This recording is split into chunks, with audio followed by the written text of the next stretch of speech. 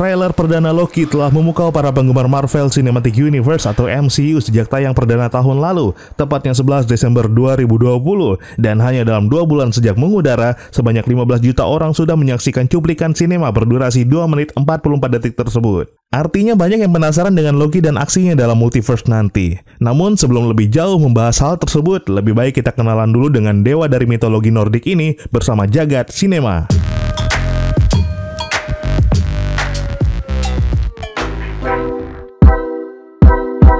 Mungkin sudah banyak yang tahu dengan sosok Loki ya. Di dunia nyata dia adalah salah satu dewa dari Asgard, negerinya para dewa dalam mitologi Nordik. Orang-orang Skandinavia mulai dari Denmark, Norwegia, Swedia, Finlandia, dan Islandia tentu nggak asing dengan nama ini. Loki ini bukan anak kandung dari Odin, raja para dewa di Asgard. Dia adalah saudara tiri dari Thor, dewa petir, putra kandung Odin. Loki sendiri merupakan seorang keturunan Jotun atau raksasa dari Jotunheim. Dia merupakan satu-satunya raksasa yang lahir dengan ukuran mungil. Ketika perang antara Asgardian dengan bangsa dari Jotunheim berakhir, Odin mengadopsi Loki dan membawanya ke Asgard. Marvel kemudian mengadaptasi karakter tersebut ke dalam komik didasarkan nama yang sama dari mitologi Nordik. Loki pertama kali muncul dalam komik Venus nomor 6 pada Agustus 1949. Kemudian di dalam komik Journey into Mystery nomor 85 yang terbit pada Oktober 1962. Karakter ini diciptakan oleh Stan Lee, Larry Lieber, dan Jack Kirby. Meski digambarkan sebagai penjahat super, ia terkadang juga disebut anti-hero. Bahkan Loki ini sebenarnya sangat suka menyamar menjadi perempuan, mengaku diri sebagai seorang panseksual, dan sebelum memakai jubah hijau, Loki digambarkan dengan rambut merah dan jubah merah muda. Kok gitu? Penasaran? Oke, mari kita lanjutkan pembahasan Loki ini lebih jauh lagi. Loki punya banyak julukan, mulai dari God of Lies atau dewa penipu, God of Mischief, dewa pembuat onar, hingga Prince of Secrets, pangeran dengan segudang rahasia. What more than that? Meskipun licik, Loki ini punya banyak penggemar ya. Dibuktikan dengan fanbase yang membludak di ajang Disney Investor Day yang belum lama ini digelar. Say my name! Loki memang seringkali bermain sebagai super villain yang selalu berencana menggulingkan Asgard dan membuat saudara angkatnya Thor terlihat bodoh. Hal ini juga ditampilkan dalam film Thor pertama pada tahun 2011, dan sebenarnya dia sudah sering melakukan hal ini semenjak kehadirannya dalam komik lewat Journey into Mystery seri 85. Tindakan usil inilah yang membuatnya terkenal, baik itu dalam komik maupun film seperti di MCU.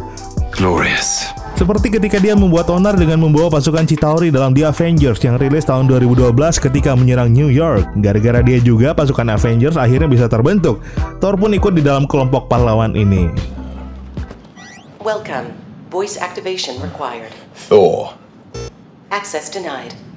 strongest Avenger. Access denied. Damn you, Stark. Seperti sudah disebutkan sebelumnya, Loki kali pertama nongol di komik Venus pada 1949. Di cerita bergambar ini, sosok Loki tak ditampilkan seperti sekarang. Dia hadir dengan rambut merah dan kostum merah muda. Dewa penipu ini berperan sebagai Hades, dewa kematian dari mitologi Yunani, yang berarti melepaskannya dari mitologi Nordik dan Asgard. Loki kemudian dibuat ulang oleh Stan Lee dan Jack Kirby sebagai dewa penipu yang kini kita kenal. Send the rest. Berbeda dari Asgardian lainnya, kemampuan fisik Loki tak begitu hebat. Dia lebih jago dalam urusan sihir. Nah, salah satu magis dari Loki yang menarik adalah kemampuannya berubah bentuk, bahkan nyaris tanpa batas. Namun, sepanjang sejarah dia menggunakan kemampuannya ini tidak ada yang paling edan dibanding ketika ia menjadi seorang wanita utuh. Di dalam mitologi Nordik, Loki sendiri juga digambarkan demikian. Dia menjadi wanita pemerah susu dan melahirkan beberapa anak. Gokil banget kan? I'm listening. Usut punya usut, kemampuan Loki yang dapat mengubah jenis kelamin ternyata diwarisi oleh ayahnya, atau bisa dibilang sebagai ibunya, yaitu Farbauti. Meski diadopsi oleh Odin, Loki Laufeyson bukanlah seorang asli dari Asgard. Seperti nama belakangnya, ayah Loki adalah Laufey.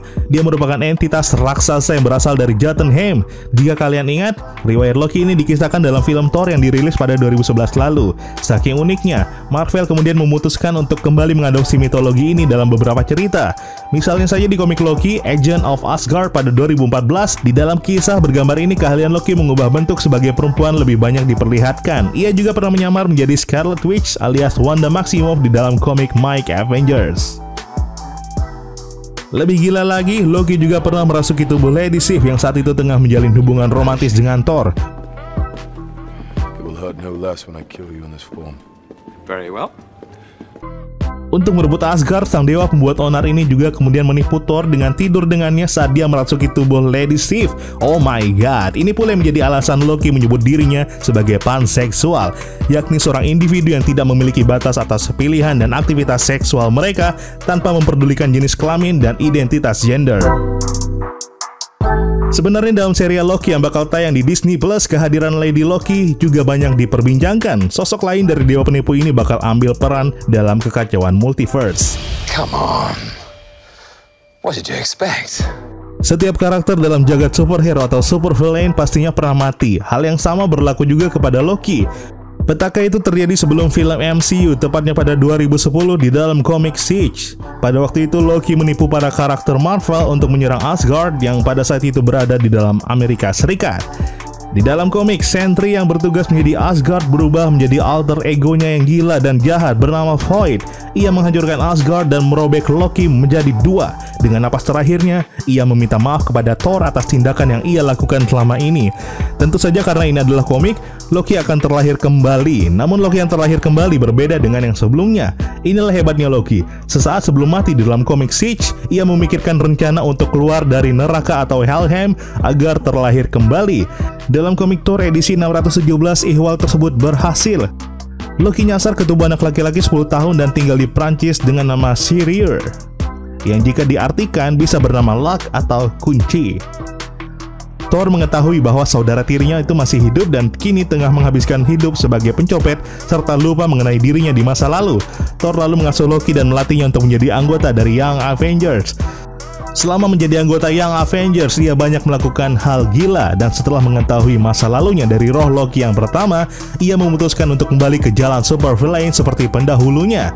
Dengan latar belakang ini, maka kemungkinan besar aksi Loki, termasuk kemampuannya dalam berubah bentuk, bakal dikupas habis dalam miniserinya nanti. Rencananya sih bakal tayang pada Mei mendatang di saluran Disney Plus.